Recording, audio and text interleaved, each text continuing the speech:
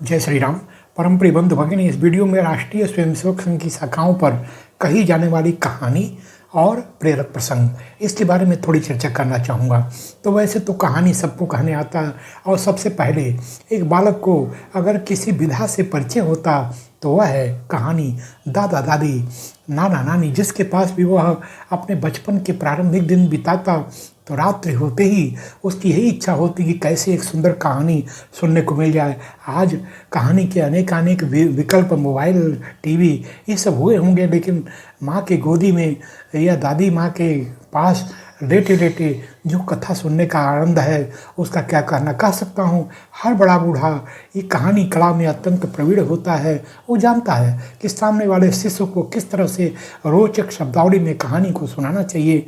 यानी एक नैसर्गिक ये कला सबके भीतर होती है। अपने कार्यकर्ता भी इसी रूप में, किसी वात्सल्य भावना के साथ अपने कार्यकर्ताओं के सामने एक कहानी का विषय रखते।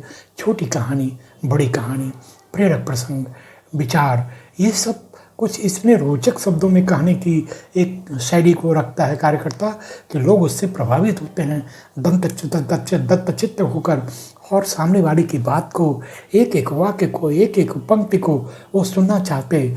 वह उसमें भावों का प्रवाह क्रमशः ऊपर उच्छ्वास बढ़ता है। लेकिन यहाँ जिस एक बिंदु की ओर मैं आपका ध्यान आकृष्ट करना चाहूँगा, तो ये कहानी तो पूर्ण हुई, तो फिर इतने रोचक शब्दावली में उस कथा को पूर्ण करना कि सामने वाला सोचे कि इस कहानी से क्या प्रेरणा मिले।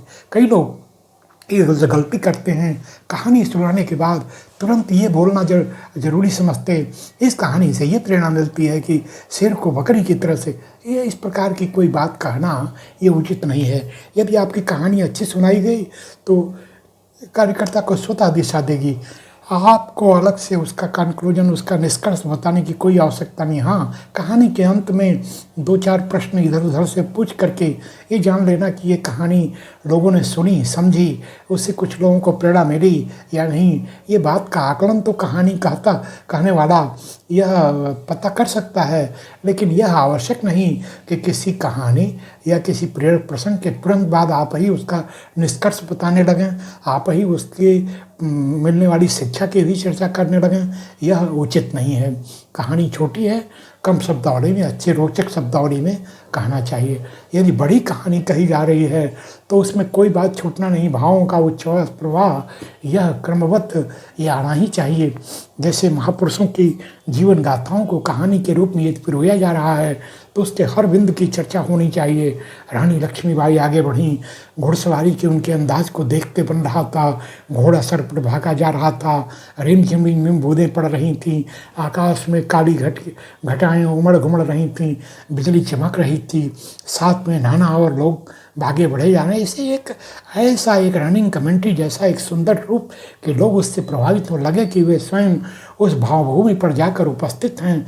यह कहानी कहने वाले का गुण होना चाहिए। ऐसा नहीं कि कहानी कहीं, विषय कहीं, उसको कहने की शैली कहीं, स्वयंसेवकों को कहीं आनंद नहीं आया, ये बात नहीं होनी चाहिए।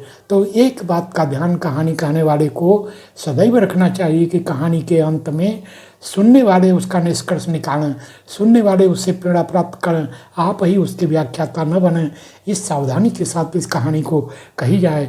संघ की शाखाओं पर ऐसे प्रतिदिन कोई न कोई एक प्रेरक प्रसंग, कोई बोध कथा, कोई छोटी कहानी, बड़ी कहानी ये कही जाती है। इसका बड़ा प्रभाव पड़ता है, स्वयंसेवक उससे प्रेरणा प्राप्त करते हैं। यह है कहानी कला, और ये संघ में कहानी कहने की जो एक अभिनव पद्धति है, कला है, इसका ध्यान रखा जाना। यदि ये चर्चा अच्छी लगी तो वीडियो को लाइक कर, चैनल को सब्सक्राइब करें। जय श्री राम।